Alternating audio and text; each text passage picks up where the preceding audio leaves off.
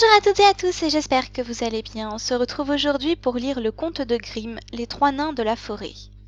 Il était un homme dont la femme mourut, et une femme dont le mari mourut. Et l'homme avait une fille, et la femme avait une fille. Les petites filles se connaissaient et allaient se promener ensemble et rentraient ensuite à la maison de la femme. Alors elle dit à la fille de l'homme, « Écoute, dis à ton père que je veux l'épouser.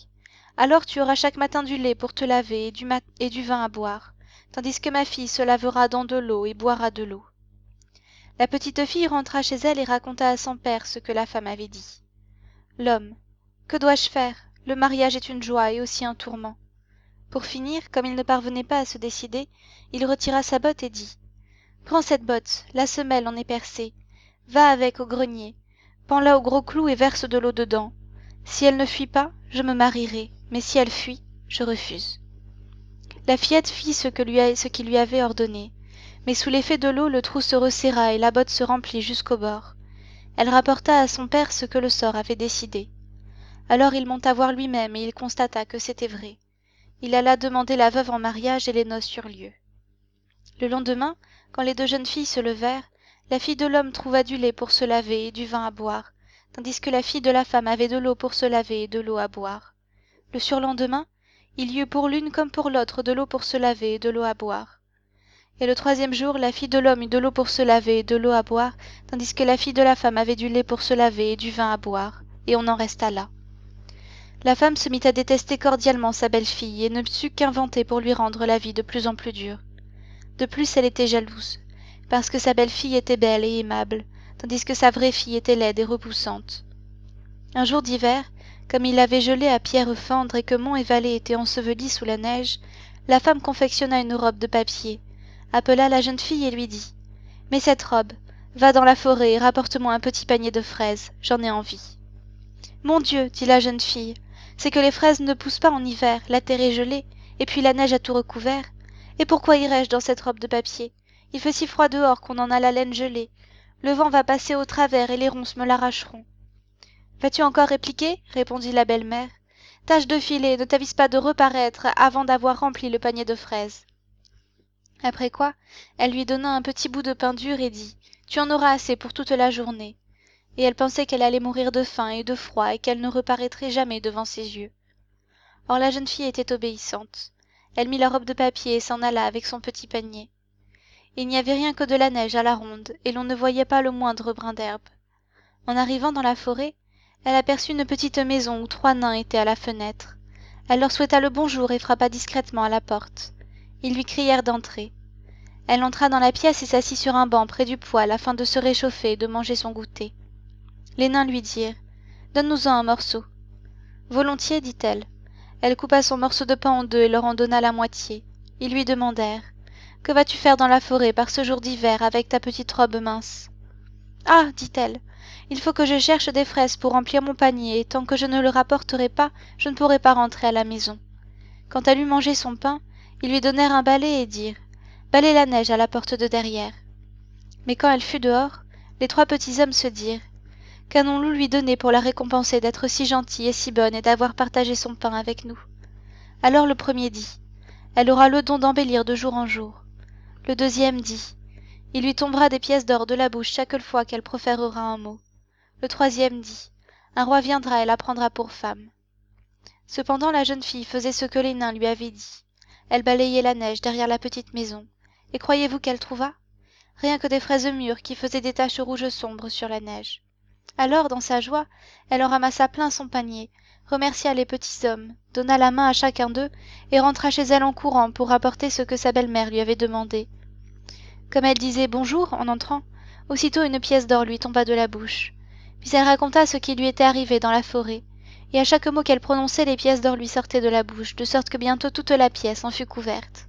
« Voyez un peu cette outrecuidance, dit sa demi-sœur, gaspiller ainsi l'argent. » Mais elle était secrètement jalouse et voulut aller à son tour chercher des fraises dans la forêt.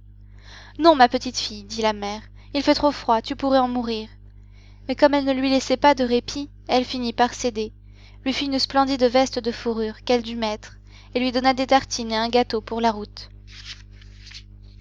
La jeune fille alla dans la forêt et se dirigea tout droit vers la petite maison. Les 3 petits hommes étaient toujours à la fenêtre, mais elle ne les salua pas, et sans leur accorder un regard ni un bonjour, elle entra dans la pièce en trébuchant, s'assit près du poêle et se mit à manger ses tartines et son gâteau. « Donne-nous-en un morceau » s'écrièrent les petits hommes, mais elle répondit : « Je n'en ai pas assez pour moi, comment en donnerais-je encore aux autres ?» Quand elle eut fini de manger, ils lui dirent : « Voici un balai, nettoie la neige dehors, à la porte de derrière. » Mais elle répondit : « Hé, balayez vous-même, je ne suis pas votre servante. » Voyant qu'il ne voulait rien lui donner, elle prit la porte et s'en alla. Alors les 3 petits hommes se dirent entre eux : « Qu'allons-nous lui donner pour la punir d'être si désagréable et d'avoir un cœur méchant et jaloux qui n'accorde rien à personne ?» Le premier dit : « Elle aura le don d'enlaidir de jour en jour. » Le deuxième dit : « À chaque mot qu'elle prononcera, un crapaud lui sortira de la bouche. » Le troisième dit : « Elle mourra d'une mort terrible. » La jeune fille cherchait des fraises dehors, mais comme elle n'en trouva pas, elle rentra de méchante humeur à la maison. Et quand elle ouvrit la bouche pour raconter à sa mère ce qui lui était arrivé dans la forêt, voici qu'à chaque mot un crapaud lui sortait de la bouche, de sorte qu'elle inspirait à tous de la répulsion. À présent la belle-mère était encore plus en colère, et ne pensait plus qu'à faire tout le mal possible à la fille de l'homme dont la beauté croissait vraiment de jour en jour. Enfin, elle prit un chaudron, le mit sur le feu et y fit bouillir du fil. Quand il fut bouilli, elle le pendit aux épaules de la jeune fille et lui donna une hache. Elle devait aller avec cela sur la rivière gelée, faire un trou dans la glace et rouir le fil. Comme elle était obéissante, elle y alla, fit un trou dans la glace, et elle était en train de creuser quand passa un splendide carrosse dans lequel se trouvait le roi. Le carrosse s'arrêta et le roi demanda : « Mon enfant, qui es-tu et que fais-tu là ? » ?»« Je suis une pauvre fille et je rouis du fil. » Alors le roi la prit en pitié, et quand il vit qu'elle était si belle, il lui dit : « Veux-tu venir avec moi ? » « Oh oui, de tout cœur, répondit-elle, car elle était bien aise de ne plus avoir à paraître devant sa mère et sa sœur. Elle monta donc dans le carrosse, et quand ils furent arrivés au château, on célébra la noce en grande pompe, selon le don que les nains lui avaient fait. Au bout d'1 an, la jeune reine eut un fils, et quand sa belle-mère eut entendu parler de son grand bonheur, elle vint au château avec sa fille et feignit de vouloir lui faire une visite. Mais comme le roi était sorti un moment et qu'il n'y avait personne d'autre dans la chambre, la méchante femme saisit la reine par la tête, sa fille la saisit par les pieds, puis elles la soulevèrent du lit et la jetèrent par la fenêtre dans le fleuve qui coulait devant. Après quoi elle coucha sa vilaine fille dans le lit, et la vieille la couvrit jusqu'à la tête. Quand le roi revint et voulut parler à sa femme, la vieille s'écria : « Chut, chut, pas maintenant, elle est toute baignée de sueur, il faut la laisser en repos aujourd'hui. » Le roi n'y vit rien de mal, et ne revint que le lendemain matin. Et quand il se mit à parler à sa femme et qu'elle lui répondit, voici qu'à chaque mot un crapaud lui sortait de la bouche, tandis que d'ordinaire il en tombait une pièce d'or. Il demanda alors comment cela se faisait, mais la vieille lui dit que cela venait de la forte transpiration et que cela ne tarderait pas à disparaître. La nuit pourtant, le marmiton vit une canne qui nageait dans le caniveau et disait : « Roi, que fais-tu ? Dors-tu ou veilles-tu ? » Comme il ne donnait pas de réponse, elle dit : « Que font mes hôtes ? » Alors le marmiton répondit : « Ils dorment d'un sommeil profond. » Elle demanda encore : « Que fait mon petit enfant ? » Et il répondit : « Dans son berceau, il dort gentiment. » Alors la reine reprit sa forme et monta. Elle lui donna à boire, arrangea son petit lit, le couvrit et repartit sous l'aspect d'une canne en nageant dans le caniveau. Elle vint ainsi 2 nuits de suite. La 3e nuit, elle dit au marmiton : « Va dire au roi de prendre son épée et de la brandir 3 fois sur le seuil au-dessus de moi. » Le marmiton courut le dire au roi, qui vint avec son épée et la brandit 3 fois au-dessus du fantôme. Et à la 3e fois, son épouse se trouva devant lui, fraîche, saine et sauve, telle qu'elle était auparavant.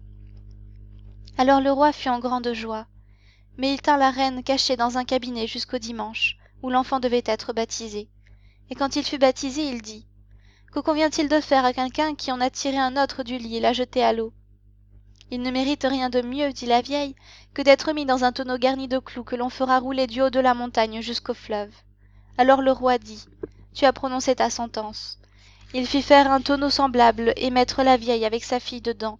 Puis le fond fut cloué et le tonneau dégringolant le long de la montagne roula jusqu'au fleuve. À bientôt pour un autre conte. Portez-vous bien.